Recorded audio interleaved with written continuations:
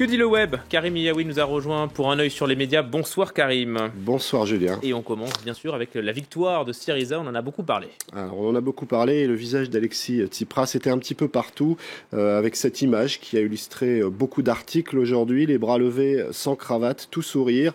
Alors évidemment il était aussi à la une de la presse grecque, beaucoup de titres avec des mots choisis, des mots forts. Tanea est un journal de centre-gauche, il titre sobrement 36,3%. La Grèce a tourné la page. Autre journal grec, celui-ci Ephéméridaton Syntakton, une victoire lourde comme l'histoire, ou encore celui-ci Ethnos, un ordre fort pour une nouvelle page. Alors vous en doutez, cette victoire, on l'a largement commentée dans les médias, notamment du côté de la France, le site du Point qui souligne que Tsipras a formé son gouvernement en un temps record, qui souligne aussi que c'est une première en Grèce. Il a prêté serment sur la Constitution et non pas sur la Bible. Alors évidemment, on transfère cette victoire dans l'espace politique français. Le site du Dauphiné libéré souligne que Syriza a été soutenu par la gauche radicale française, mais aussi par le Front National. Une étrangeté que les commentateurs politiques ont beaucoup évoquée ces derniers jours. Le site du Huffington Post évoque cette gauche radicale avec Jean-Luc Mélenchon qui exulte, mais l'extrême droite aussi. Alors parmi les réactions, Jean-Luc Mélenchon n'a pas tardé à réagir. L'onde de choc du vote en Grèce, c'est le peuple qui veut sortir de l'impasse. Jean-Luc Mélenchon qui s'y voit déjà, vite qu'ils s'en aillent tous. Une phrase qu'il a souvent répétée, Syriza en France, il en rêve. Alors ce n'est pas forcément pour tout de suite, si on en croit Plantu, le dessinateur du Monde, avec ce dessin qui était à la une du quotidien du soir aujourd'hui. On a gagné, Mélenchon ravi, mais il a l'air bien seul. Du côté de Podemos, le parti antilibéral espagnol, évidemment, on a aussi commenté cette victoire de Syriza. C'est une constatation, celle de l'échec des politiques d'austérité, écrit Pablo Iglesias, le leader de ce parti antilibéral. On souligne aussi que c'est un patriote et non pas un sous-fifre de Merkel qui arrive au pouvoir. Et je vous le disais, du côté du Front National, on a réagi. Marine Le Pen n'a pas évoqué le nom de Tsipras, elle n'a pas évoqué non plus Syriza, mais elle se réjouit de la gifle démocratique monstrueuse, dit-elle, que le peuple grec vient d'administrer à l'Union européenne.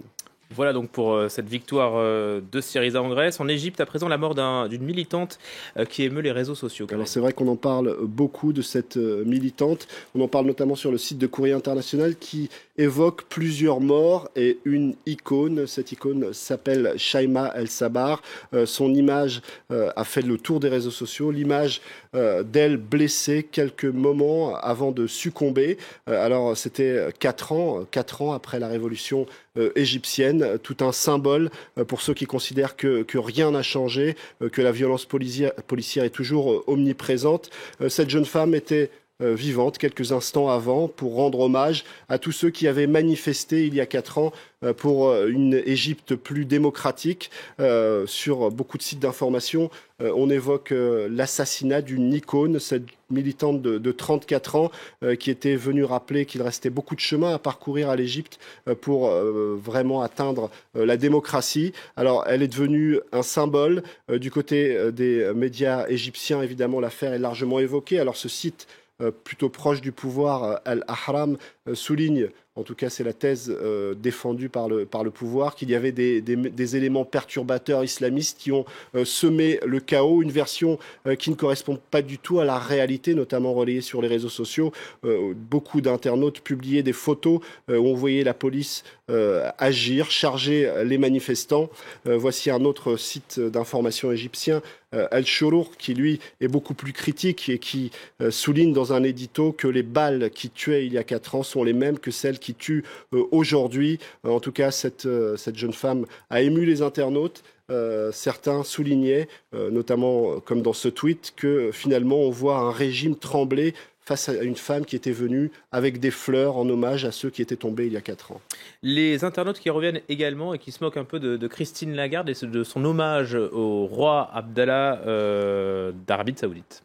qui est décédée il y a quelques jours. Alors cette petite phrase de Christine Lagarde a été largement commentée. C'était il y a 3 jours où elle expliquait que c'était un grand défenseur des femmes. Alors ça a suscité beaucoup d'ironie, notamment celle d'une humoriste sur la radio France Inter, qui est tout simplement venue faire sa chronique, on va peut-être découvrir ces quelques images, avec un voile presque intégral pour ironiser sur ce défenseur du féminisme. Alors Christine Lagarde a réagi à nouveau en expliquant qu'elle n'avait jamais dit à aucun moment que la situation était parfaite en Arabie Saoudite, mais elle a réitéré le fait qu'il avait joué un rôle discret mais néanmoins déterminé. Alors ça suscite encore beaucoup de réactions ironiques, mais Christine Lagarde n'est pas la seule à avoir été critiquée, puisque lorsqu'on jette un coup d'œil à The Spectator, on s'aperçoit que Louise Mensch, une parlementaire britannique conservatrice, a été elle aussi très critique, mais cette fois-ci vis-à-vis de David Cameron,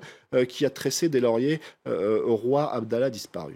Voilà pour cet œil sur les médias. Merci beaucoup, Karim Eliaoui.